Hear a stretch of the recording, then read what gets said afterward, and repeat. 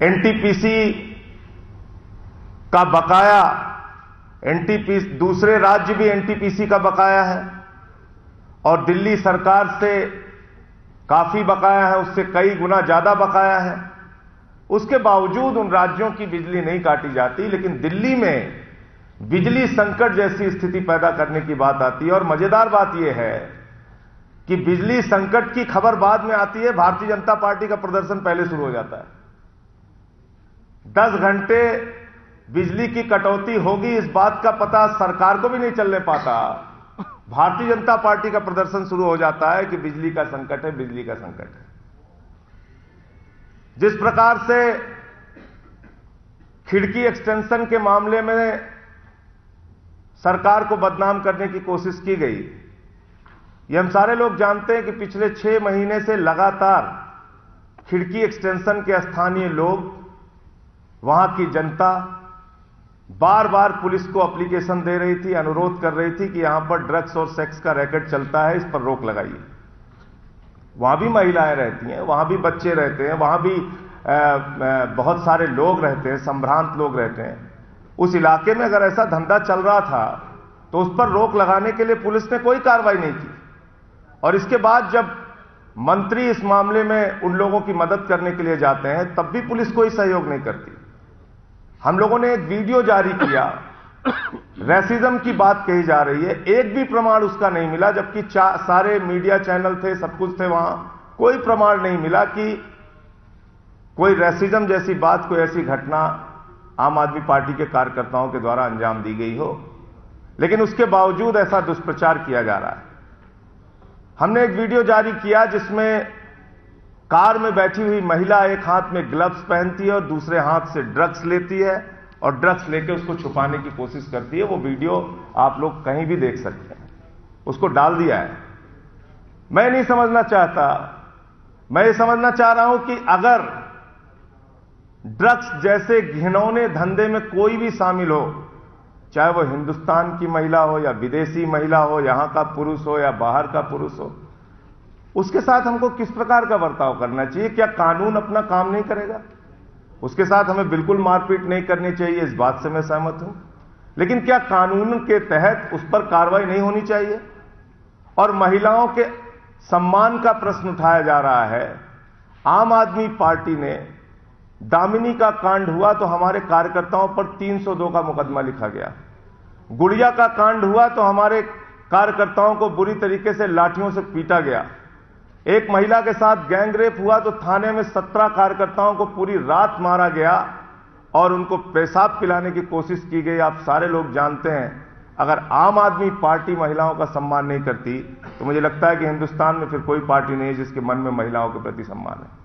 हमारे मन में महिलाओं के प्रति पूरा सम्मान है, लेकिन ड्रग्स जैसा कारोबार जिसने नौजवान पीढ़ी को बर्बाद कर दिया है, जिसके कारण हजारों लाखों मां बाप रो रहे हैं, ऐसे काम में जो लोग शामिल हैं उनका समर्थन कैसे कर रही है बीजेपी और कांग्रेस? ये बात मेरी समझ में नहीं आ रही। कांग्रेस, बीजेपी ने ड्रग्स के धंधे के खिलाफ प्रदर्शन नहीं किया। ड्रग्स और सेक्स का रैकेट चल रहा था, उसके लिए अरुण जेटली ने वहां के स्थानीय जनता के पक्ष में ब्लॉग नहीं लिखा, लेकिन पुलिस के पक्ष में ब्लॉग लिखने के लिए आ गए। एक महिला को जिंदा जलाया गया सागरपुर में, उसके लिए अरुण जेटली ने ब्लॉग नहीं लिखा, उसके लिए बीजेपी ने प्रदर्शन नहीं किया। डैनिश महिला का गैंग रेप हुआ, बीजेपी ने प्रदर्शन नहीं किया, उसके लिए कोई ब्लॉग नहीं लिखा अरुण जेटली जी ने। लेकिन जब इस मामले में सरकार कोई कार्रवाई करती है तो सरकार के खिलाफ प्रदर्शन करने के लिए भारतीय जनता पार्टी सड़कों पर उतर आ रही है। इसका मतलब साफ है कि भारतीय जनता पार्टी आम आदमी पार्टी की बढ़ती हुई लोकप्रियता से बौखलाई हुई है, घबराई हुई है। 30 दिन में हिंदुस्तान की आजादी के बाद से लेकर आज तक किसी भी सरकार ने इतना काम नहीं किया जितना काम आम आदमी पार्टी की सरकार ने किया है। हमने बिजली का दाम आधा करने की बात कही थी, वो किया। पार्टी की सरकार ने पानी को मुफ्त देने की बात कही थी, वो किया। एफडीआई इन रिटेल व्यापारियों के हित में रोकने की बात कही थी, वो किया। वीआईपी कल्चर लाल बत्ती खत्म करने की बात कही थी, वो किया।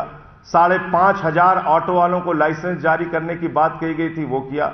भ्रष्टाचार को रोकने के लिए पूरे दिल्ली के अंदर हेल्पलाइन जारी की गई, जिसमें 800 कर्मचारियों का जल बोर्ड में तबादला हुआ, 3 की गिरफ्तारी हुई, निलंबन की कार्रवाई हुई। आज कार्यालयों में लोग रिश्वत लेते हुए डर रहे हैं। यह दिल्ली सरकार की उपलब्धि है। लेकिन उसके बावजूद बैठ के सरलीकरण की बात हुई। लोकपाल पर आज कैबिनेट में चर्चा हो रही है, वो पास होने की बात है। 84 के दंगों में, जिसमें पिछले 30 सालों से सिख समुदाय को न्याय नहीं मिल पाया था, उस 84 के दंगे में एसआईटी बैठालने की बात कही, और जिसमें कांग्रेस के बड़े बड़े नेता शामिल थे, वो भी बौखलाए हुए हैं, डरे हुए हैं कि क्या होगा। साथियों, बहुत साफ है ये कि आज जो परिस्थितियां हैं उसमें भारतीय जनता पार्टी के नेता अरुण जेटली, हर्षवर्धन और कुछ और नेता मिलकर दिल्ली की सरकार को गिराना चाह रहे हैं। और कल जो बिन्नी और 3 विधायकों का खेल हुआ है, उसके बाद हमारे भी कुछ विधायकों से संपर्क करने की कोशिश की गई।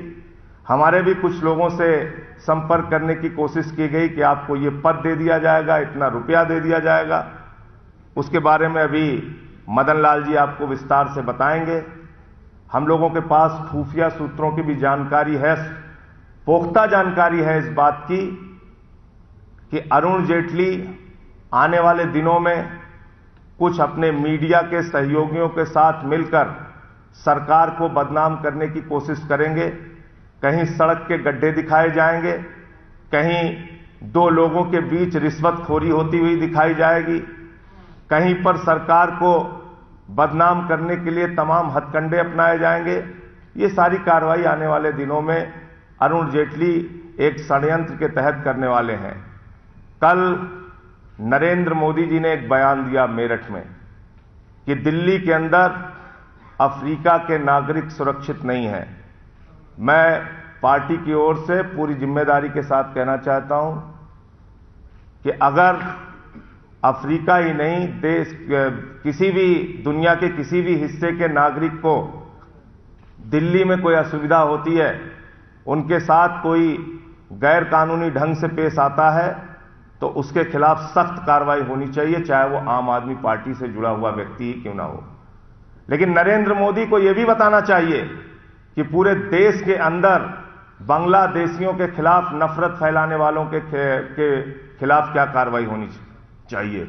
नरेंद्र मोदी को यह भी बताना चाहिए कि गोवा में नाइजीरिया के नागरिकों के साथ जिस तरीके से मारपीट की घटना हुई थी और सरकार ने जो खुले तौर पर वहां पर उन लोगों को भगाने का काम किया, उसमें क्या कार्रवाई होनी चाहिए उनकी खुद की सरकार के खिलाफ।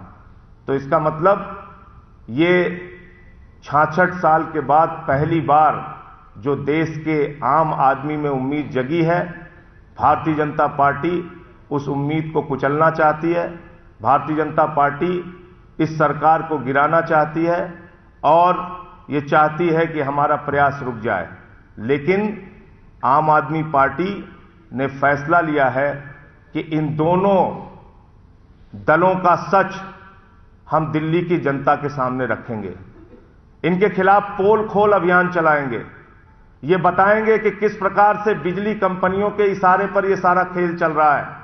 2 दिन पहले जैसे ही अरविंद केजरीवाल कहते हैं, दिल्ली के मुख्यमंत्री के तौर पर जब बिजली संकट आता है और कहते हैं कि हम बिजली कंपनियों का लाइसेंस रद्द करेंगे, तब से पूरा घटनाक्रम तेज हो जाता है।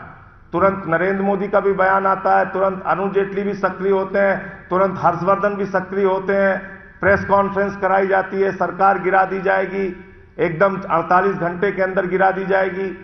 लाइसेंस कैंसिल करने के नाम पर कुछ नई कंपनियों से इस दिल्ली के बिजली संकट को दूर करने के लिए भी सरकार बातचीत कर रही है, इसकी भी सूचना मिलती है। तो ये सारा कुछ खेल अडानी अंबानी के हितों की रक्षा करने वाले लोग इसमें शामिल हो गए हैं और जिसके कारण ये सब कुछ हो रहा है। कर्नाटका के भी, अरुणाचल प्रदेश के छात्र का मुद्दा उठाया गया, उसमें सरकार ने मजिस्ट्रेट की इंक्वायरी की बात कह दी है। लेकिन यह भी मैं पूछना चाहूंगा नरेंद्र मोदी जी से कि जब कर्नाटका में नॉर्थ ईस्ट के छात्रों के साथ घटना हुई थी, उसके लिए कौन जिम्मेदार है और उसके लिए किसके ऊपर कार्रवाई होनी चाहिए? आप एक सरकार को अनावश्यक ढंग से क्यों बदनाम करने की कोशिश कर रहे हैं? इसके पीछे आपकी मंशा क्या है? आपका असली चेहरा क्या है? 4 राज्यों में और सरकारें बनी हैं, छत्तीसगढ़ में, राजस्थान में, मध्य प्रदेश में, मिजोरम में। उन सारों राज्यों के मुख्यमंत्रियों को और दिल्ली के मुख्यमंत्री को एक साथ दिल्ली के अंदर बुलाकर सबके सामने बहस कराई जाए और इस बात की चर्चा की जाए कि गवर्नेंस करना किसको आता है। ये षड्यंत्र हो क्यों रहा है? षड्यंत्र इसलिए हो रहा है क्योंकि 8 दिसंबर के बाद से जिस तरीके से आम आदमी पार्टी की लोकप्रियता बढ़ी है, उसकी वजह से नरेंद्र मोदी और उनके साथियों को लगता है कि दिल्ली का उनका रास्ता धीरे धीरे अवरुद्ध हो गया है। इसलिए ऐसा कुप्रचार किया जा रहा है और मैं पूरी जिम्मेदारी के साथ ही कहना चाहता हूं कि पूरा षड्यंत्र दिल्ली के अंदर अरुण जेटली के इशारे पर और मीडिया में बैठे उनके कुछ लोग, अरुण जेटली के मीडिया में बैठे कुछ लोगों की मिलीभगत से ऐसा कुचक्र किया जा रहा है। क्योंकि जब ये सवाल उठता है दिल्ली के अंदर, नॉर्थ ईस्ट का मैं आपको बताना चाहता हूं कि जब गोवा के अंदर मामला हुआ था, उस वक्त मनोहर पर्रिकर की सरकार ने 24 घंटे की नोटिस देकर नाइजीरियंस को वहां से भगाने का काम किया। तब नरेंद्र मोदी, अरुण जेटली चुप रहे। वहां के अपने एमएलए माइकल लोबो, उनका बयान है कि उनकी सरकार बुरी तरीके से असफल रही है, उनका सरकार मामले को हैंडल नहीं कर पाई। तो माइकल लोबो का बयान और मनोहर पर्रिकर का कृत्य, ये ना तो नरेंद्र मोदी को नजर आता है और ना ही ये नजर आता है अरुण जेटली को। इसलिए मैं पूरी जिम्मेदारी के साथ कहना चाहता हूं कि कुचक्र किया जा रहा है आम आदमी पार्टी की सरकार को गिराने का। और अभी जो बात आपको मदन लाल जी बताएंगे वो ज्यादा बेहतर तरीके से आपको चीजों को स्पष्ट करेगा। Thank you. नमस्कार। सबसे पहले तो मैं आपको धन्यवाद देता हूं मदन लाल जी, विधायक पत्रकारिता के। एक सेकंड। मदन लाल जी आम आदमी पार्टी के कस्तूरबा नगर से विधायक हैं और वो अपनी बात रखेंगे। पर कहीं कहीं गैर जिम्मेवार बात के लिए मैं अफसोस भी जाहिर करता हूं। आज मुझे पता चला कि मेरे नाम से एक क्लिपिंग किसी न्यूज़ चैनल पर चलाई जा रही है कि मैं रात को बिन्नी, शुएब इकबाल या किन्हीं और के साथ कहीं किसी पार्टी में था। यह बिल्कुल गलत है और पत्रकारिता में मैं नहीं समझता इतनी गैर जिम्मेवार बात होनी चाहिए।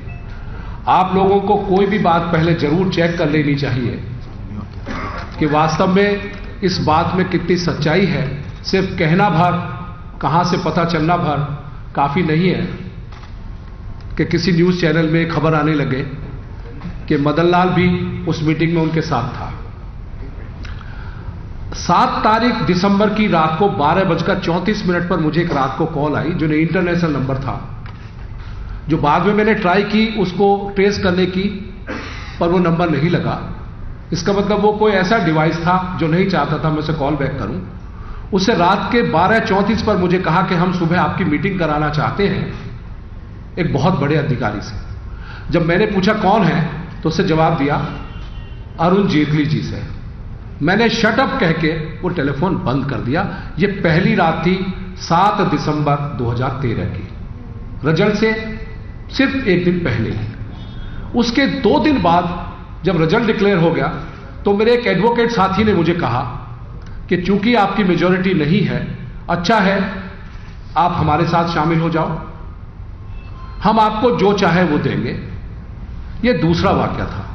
अब से 10 दिन पहले मुझे 2 लोग मेरे पास आए, उनमें से जो तीसरा आदमी था वो मेरे जान का था जिससे उन्हें भेजा था। उस आदमी ने अपने आप को गुजरात का बता के, सीएम का बहुत नजदीकी आदमी बता के मुझे बात की और भरोसा दिलाया कि वो एक जिम्मेवार व्यक्ति है, जो कहेगा वो करेगा। उससे मुझे कहा कि अगर मैं 9 आदमी अपने साथ जोड़ लूं तो हम एक नया दल बना के आपको चीफ मिनिस्टर और आपके और साथियों को कैबिनेट रैंक के मिनिस्टर और दूसरे मिनिस्टर बनवा सकते हैं और इसमें पूरा भारतीय जनता पार्टी मदद करेगी। मेरे पूछने पर वे कितने दिन, उससे मुझे आगे ऑफर दिया कि इसके अलावा हम आपको 20-20 और दे देंगे। जब मैंने पूछा 20 लाख से, कहा नहीं 20 करोड़। उससे कहा जो कैबिनेट रैंक का मिनिस्टर होगा उसे हम 10 करोड़ देंगे और आपको 20। जब मैंने कहा 20 मेरे लिए तो सीएम के लिए 20, तो उससे कहा उसके बारे में हम फिर और ज्यादा सोचेंगे। यह तीसरी घटना थी। उसके बाद अभी 2-3 दिन पहले हमारा ट्रेनिंग प्रोग्राम चला है, वहां लगातार हमसे कोशिश होती रही कि क्या हम बिकने को तैयार हैं। मुझे कई बार कई लोगों ने कहा जो उसमें जिम्मेवार हैं कि क्या मैं डिप्टी सीएम बनना चाहता हूं,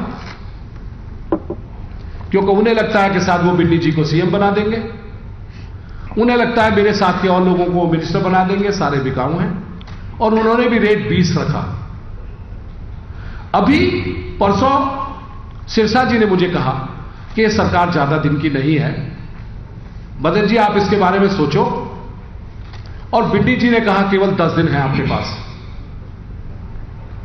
हमारे बहुत सारे साथी ये कह रहे हैं आज कि उन्हें बार बार अलग अलग चैनल से अलग अलग लोगों द्वारा लोभ दिया जा रहा है, यह सरकार खरीदने की कोशिश की जा रही है, और इसका कारण केवल एक है। वो अच्छी तरह जानते हैं कि किस तरह इस सरकार को अस्थिर कर वो इस देश की राजधानी पर कब्जा करना चाहते हैं, जिससे आगामी लोकसभा चुनाव में वो इसका लाभ ले सकें। मेरे पास कोई रिकॉर्डिंग नहीं है, पर मुझे अपने ऊपर विश्वास है कि मैंने जो कहा वो बिल्कुल सत्य है। जिस दिन ये बात मुझसे हुई थी उसी दिन मैंने पार्टी हाईकमान को इन्फॉर्म किया था। मेरे और 2-3 साथियों ने मुझे बताया कि उनके साथ भी ऐसा हुआ है। परसों भी उन्होंने कहा कि उन्हें ऐसे लालच दिए जा रहे हैं। यह लालच है जो बीजेपी की सरकार अस्थिर करना चाहती है अपने लाभों के लिए। वो घबरा गए हैं हमारी पार्टी की लोकप्रियता से। मैं आपको यह विश्वास दिलाता हूं कि न तो मैं राज की किसी पार्टी में था, न मेरा ऐसा किसी पार्टी में जाने का कोई विचार है, न मैं बिन्नी जी का कोई भले ही वो मुझे रिश्तेदार मानते हैं, ये उनकी महानता है, पर मेरी कोई रिश्तेदारी न तो निभाने की इच्छा है और ना ही मेरे पास कोई कारण है। मैं अपनी पार्टी की आइडियोलॉजी से पूर्ण रूप से सहमत हूं और मैं ये मानता हूं कि आज के संदर्भ में अब अरविंद केजरीवाल जी से बड़ा संत कम से कम इस देश में नहीं है, जिन्होंने गरीबों के लिए सबसे ज्यादा कदम उठाए हैं, और उसी की वजह है कि आज दिल्ली में आम आदमी पार्टी सरकार बनाए है। और हम चाहते हैं कि आगे भी हम जनता की सेवा करते रहें, चाहे वो किसी रूप में करें। धन्यवाद। मदन लाल जी, मेरा सवाल आपसे, पूरी दिल्ली को अरविंद केजरीवाल सरकार ने स्टिंग करना सिखाया, लेकिन आप उसी पार्टी के विधायक हैं, इतनी दफा आपको पेशकश की गई, क्या आपके पास एक भी सबूत मौजूद नहीं है जिसके आधार पर लगाएं? और आप ही की पार्टी कहती है बिना सबूतों के आधार पर, आप लोगों ने कहा कि छेड़छाड़ हो सकती है किसी की बात को, कैसे आप कह सकते हैं? आप बिना प्रूफ के आप एलिगेशन लगा रहे हैं किसी पे, आपको नहीं लगता आपको सबूत के साथ आना चाहिए था? देखिए, सबूत चाहिए मुकदमा दर्ज कराने के लिए। मैंने मुकदमा दर्ज कराने के लिए नहीं कहा है, मैं केवल आपको एक सच्चाई से अवगत करा रहा हूं। मेरी इच्छा मुकदमा दर्ज कराने की नहीं है। 12:34 में, माफ कीजिए जी जी जी जी 12:34 पर अगर कोई मुझे करे तो मैं वहां कोई डिवाइस नहीं लूंगा। कोई मेरा मित्र मेरे घर आए उसके लिए मैं डिवाइस नहीं लूंगा। मुझे नहीं पता वो क्या कहना चाहता है। हाँ हाँ बिल्कुल, हाँ मैं बता दूंगा अगर मुझे जरूरत पड़ेगी तो। और दूसरी बात, मैंने जो बात कही दोनों वो विधानसभा में थी। परसों एमएलए की ट्रेनिंग प्रोग्राम चल रहा था, वहां न तो वैसे तो मेरे पास कोई सर्विलेंस डिवाइस है ही नहीं, न मुझे जरूरत पड़ती। मैंने वो सर्विलेंस डिवाइस कहीं विधानसभा में नहीं रखना था। और आपको मैं अच्छी तरह फिर बता रहा हूं, ये बात मैंने कोई मुकदमा दर्ज कराने के लिए नहीं कही है कि मुझे कोई एविडेंस चाहिए। ये मैंने अपने धर्म से और अपनी कॉन्शियस से कही है। और ये भी इसलिए कहा है कि खबर चल रही है कि मैं किसी का रिश्तेदार हूं, इसलिए वहां चला गया। सवाल यह है कि ये खबर बेबुनियाद तरीके से चलाई जा रही है कि मदन लाल जी बिन्नी के और हर्षवर्धन के और अरुण जेटली के अभियान का हिस्सा बन रहे हैं, तो उनका पक्ष भी अपने सामने सुनने में आपको क्यों परेशानी हो रही है? केवल की बात रख रहे हैं।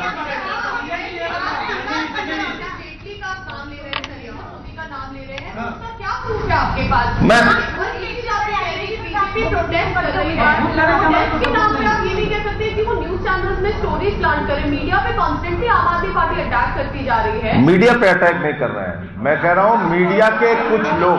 अरे अब आप सुनिए तो बात को, आप एक मिनट सुन तो लीजिए बात तो सुन लीजिए। पहली बात ये कि प्रदर्शन करने की बात, आप बताइए कि 10 घंटे की बिजली संकट की बात जितनी तेजी से प्रचारित की गई, दिल्ली की बत्ती गुल, करंट गुल, और जिस तरीके से भारतीय जनता पार्टी सुबह सुबह प्रदर्शन के लिए उतर आती है, आपने कभी इतनी तेजी दिल्ली में एक महिला जिंदा जलाई गई उसमें देखा?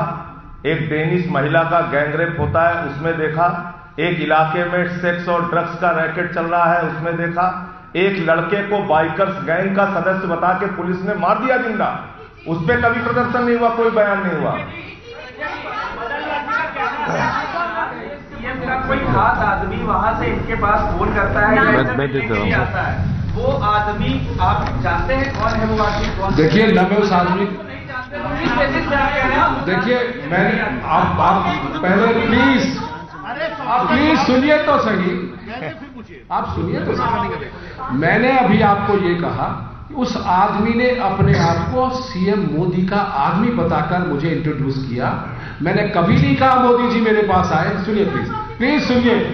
जिस रात को 7 तारीख की रात दिसंबर को मुझे जिस आदमी ने टेलीफोन करके कहा, उसका मेरे डिवाइस में फोटो क्लिक है 12:34 का, वो मेरे पास है। मैं अभी आपको दिखा देता हूं, मैं बता देता हूं। प्राइवेट नंबर था ना वो तो। मैं आपको वो भी बताता हूं, और साथ साथ उसने भी ये कहा कि मैं आपकी मीटिंग करा दूंगा। जब मैंने पूछा किनसे कराएंगे, उससे कहा अरुण जेटली से। मैंने कभी नहीं कहा अरुण जेटली ने मुझे टेलीफोन किया। उस आदमी ने ये बात की। इसमें देखो फोटो शॉट है, 34-35 करके नंबर है कोई इंटरेस्ट, तो वो नंबर मैं अभी आपको दे दूंगा। और आप में अगर किसी को अच्छा सर्वेलेंस आता है प्लीज चेक करवाएं। और दूसरी बात सुनिए प्लीज, मैंने कभी नहीं कहा मेरी डायरेक्ट किसी से बात हुई है। देखिए विधानसभा में जिन 2 लोगों से मेरी बात हुई है, मैं अभी भी कहता हूं, सिरसा जी ने मुझे कहा कि आपकी सरकार अब खत्म होने वाली है, आप कुछ सोच लीजिए। मुझे दिल्ली जी ने कहा आपके पास केवल 10 दिन है। ये कहो तो आप उन दोनों से पूछ लीजिए। अगर वो ये कह नहीं कहा तो मैं कहूंगा मैं झूठ बोल रहा हूं। मैं आक्षेप नहीं लगा रहा हूं, क्योंकि मेरे खिलाफ एक क्लिप चलाई गई है, क्योंकि मुझे लोगों ने एक एस्टेब्लिश करने की कोशिश की है कि शायद मैं उस ग्रुप में शामिल हो गया हूं जिसकी आइडियोलॉजी से मैं कतई बगैर किसी आधार के, एक सेकंड मैं कह रहा हूं कि बगैर किसी आधार के जब ये खबर चलाई जा रही है तो उस पर उनका भी स्पष्टीकरण आना चाहिए। उन्होंने अपनी बात रखी। हाँ सरकार बनने की जब प्रक्रिया चल रही थी, ये 8 दिसंबर के बाद के दिनों की बात कर रहा हूं, तब भी कुमार विश्वास ने चैनल पर ये कहा था खुलेआम कि भाई हम अटेम्प्ट्स हैं और उसकी सीडी उनके पास है। मैं आपको बता दूं, टाइम्स नाउ पे उन्होंने ये कहा था बहस में। पर वो माकूल मौका है कि वैसी सीडी अगर उस वक्त थी तो उसको सार्वजनिक किया जाए, नंबर 1। और जैसा कि आप मदन जी बता रहे हैं कि अन्य साथियों को भी संपर्क करने की कोशिश की गई, तो क्या वो अन्य साथी अपने डिटेल्स देकर यहाँ पर? अरे वो तो अभी आपने एक अखबार में खुद फोटो देखा है कि बिन्नी और हर्षवर्धन साथ में चाट खा रहे हैं। अखबार की खबर है, छपी है, सोशल मीडिया पे चल रही बहुत तेजी के साथ। भारतीय जनता पार्टी इस पूरे खेल में शामिल है, इसके कितने प्रमाण चाहिए? कल रात में भी मुलाकात हुई है इनकी, भाई उनकी रात में भी कल मुलाकात हुई है हर्षवर्धन की, विजय गोयल की। जी बीजेपी में शामिल हो रहे हैं, कब जानते हैं जेडीयू और बीजेपी का नाता क्या है? बताया तो आपको इन्होंने कि नई पार्टी बनाने का प्रस्ताव है, तो खुद स्टेटमेंट दे रहे हैं, नई पार्टी बनाने के प्रस्ताव की बात बता रहे हैं आपको।